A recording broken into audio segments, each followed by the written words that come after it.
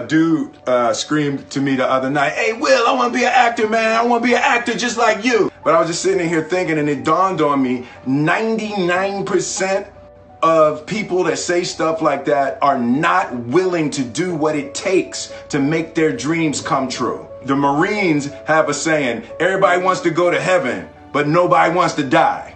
And that's just real. At the center of bringing any dream into fruition is self-discipline. You know, something as simple as food and eating. It's not about your body as much as it is about your mind. It's getting command of your mind to be able to choose actions that are in your own best interest. Every day we are choosing that's not in our own best interest. Right? So if the world is attacking you and the world wants to fight you and the world's trying to hold you down, so you're going to kick yourself in the balls? So you're going to stop yourself from getting what you dream. Self-discipline is the center of all material success. You cannot win the war against the world if you can't win the war against your own mind. No matter what you choose to do in life, pursue it with passion and hard work. In my experience in school and career, at work and at play, there are lots of talented people out there, but talent alone isn't enough. You need something more. One thing that distinguishes those who really make a difference in life, those who really contribute, is passion and hard work. Remember, hard work beats talent if talent doesn't work hard. So don't be content to work around the edges of your profession.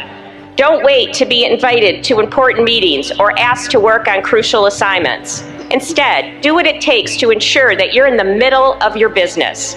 Speak up, volunteer, show your enthusiasm, knock on doors. As an employee, your enthusiasm will make your job more interesting and get you noticed. As a manager, your passion will inspire others to join your team and work as hard as you to accomplish great things. As Navy SEALs, one of our jobs is to conduct underwater attacks against enemy shipping. We practice this technique extensively during training. The ship attack mission is where a pair of SEAL divers is dropped off outside an enemy harbor and then swims well over 2 miles underwater, using nothing but a depth gauge and a compass to get to the target. During the entire swim, even well below the surface, there is some light that comes through. It is comforting to know that there is open water above you. But as you approach the ship, which is tied to a pier, the light begins to fade. The steel structure of the ship blocks the moonlight. It blocks the surrounding street lamps. It blocks all ambient light.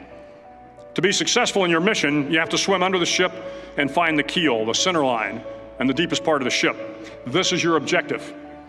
But the keel is also the darkest part of the ship, where you cannot see your hand in front of your face, where the noise from the ship's machinery is deafening, and where it gets to be easily disoriented, and you can fail. Every SEAL knows that under the keel, at that darkest moment of the mission, is a time when you need to be calm, when you must be calm, when you must be composed, when all your tactical skills, your physical power, and your inner strength must be brought to bear. If you want to change the world, you must be your very best in the darkest moments. I don't look at failure. I've never looked at a failure and said, woe is me. I don't know. I'm just programmed to say, it didn't work. Okay, let's go. Next thing, work harder. Figure something else out. Yes. Keep going. I'm not programmed to go, it didn't work out, and let me contemplate and feel sorry for myself and, and go over here and get sympathy.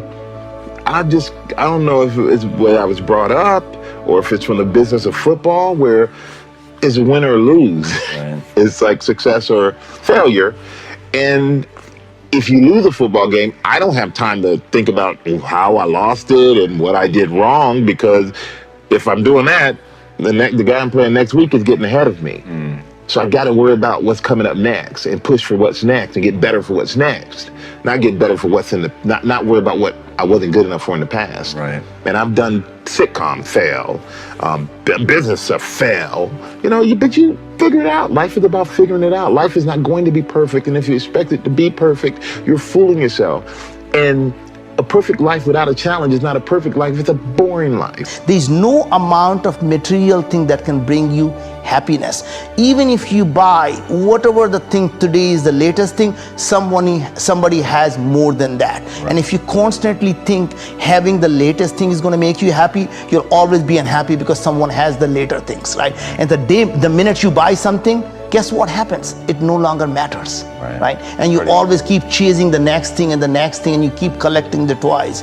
And I think to some extent, happiness comes from being satisfied with what you have, at the same time driving to use what you have, whether it's your skills or financial resources, to go out and do tremendous good in the world. And always know that when you are going to go out and solve the problem that helps 1 billion people, you'll in the meantime be creating a $10 billion business that's going to give you even more resources to solve even more audacious problems. I was at military free fall school with Morgan Luttrell. Marcus Luttrell, if you guys don't know, was the lone survivor, the guy. He was in a bad op went bad. He was the only Navy SEAL that lived. Long story short, you gotta get the book, read Lone Survivor, great story.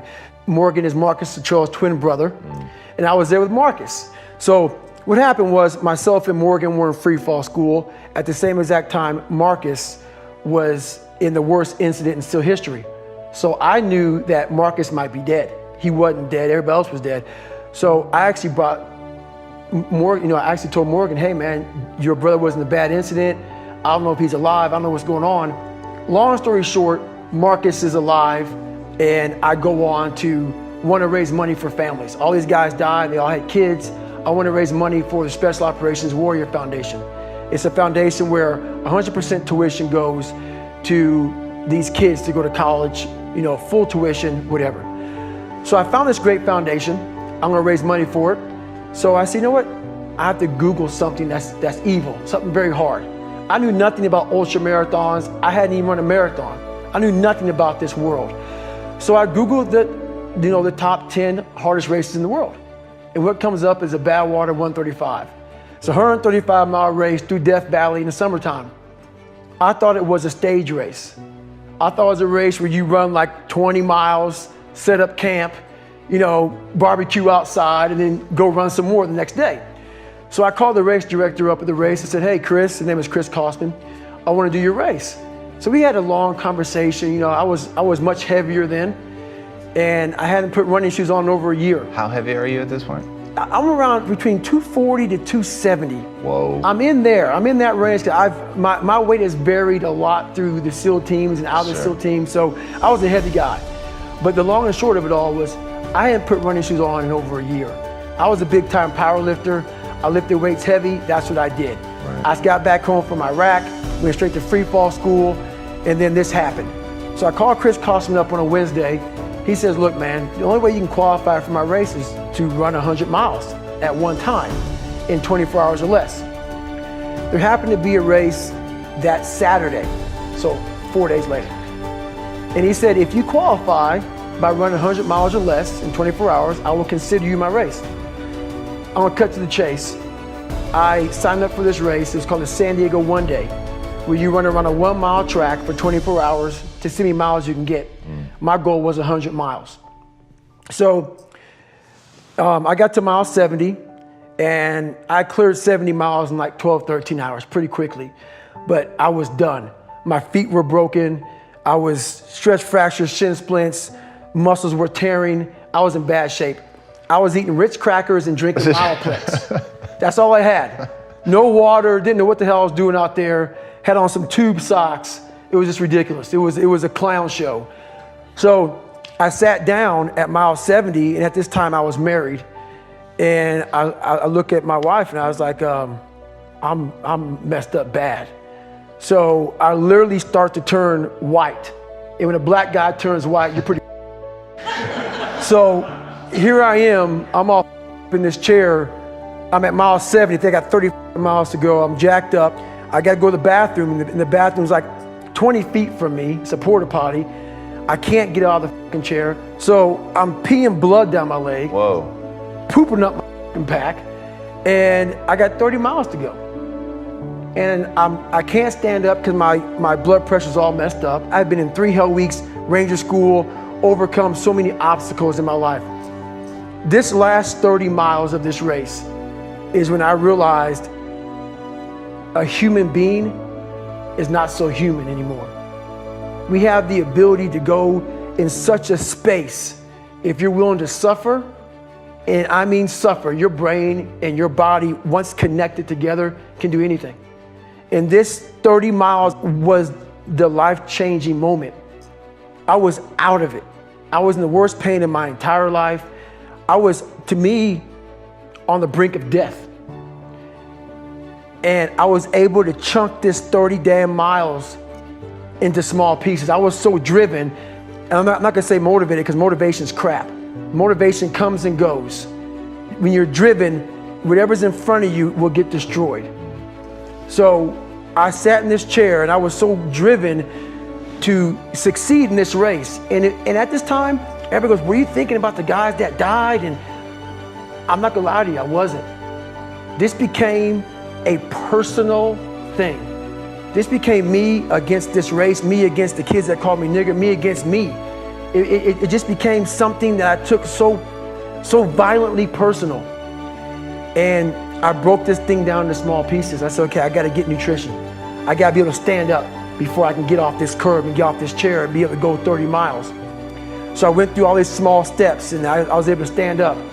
And then from standing up, I was literally walking around with my wife at the time, and she goes, you're not gonna make the time. She goes, you're walking like 30-some minute miles. I got to mile 81, and the second she said that I'm not gonna make the time, I ran the last 19 miles nonstop. And I can show you right now when we get done with this. Matter of fact, I'm gonna show you right now. This was years ago, and I had to put compression tape on my ankle. And so this was years ago. I had literally the size of $50. I had to get compression tape, and I taped up my ankles and I taped up my feet. And that's how I got through that race. Was it like a hematoma? I mean, what happened was, like my shins hurt so bad from having stretch fractures that the only way I could continue on was I taped it so I wasn't doing the flexor motion that activates your shins. So I taped my ankles and my shins up, and I got that because in my 3rd hell week, they weren't gonna let me go back through train anymore. Right. So I literally went through all the buds, my last SEAL training with stretch fractures and shin splints. And how I did it was I would tape my ankles all the way up to my calf every morning. So for the first hour, the pain was excruciating. But what happened is my feet would go numb. And I did that every single day for 6 months. Whoa. And that's how I got through my 3rd hell week, because I was so broken from the first 2 that the commander said, hey, the CEO said this is your last time we're sending you through. So that's how I got the idea to do that. So with the right, and people may listen to this and say, this guy is sadistic, he's crazy, no, if you know how I came up, you realize I was just a scared kid that found drive and passion to be something much better than what he thought he was. That's all it is.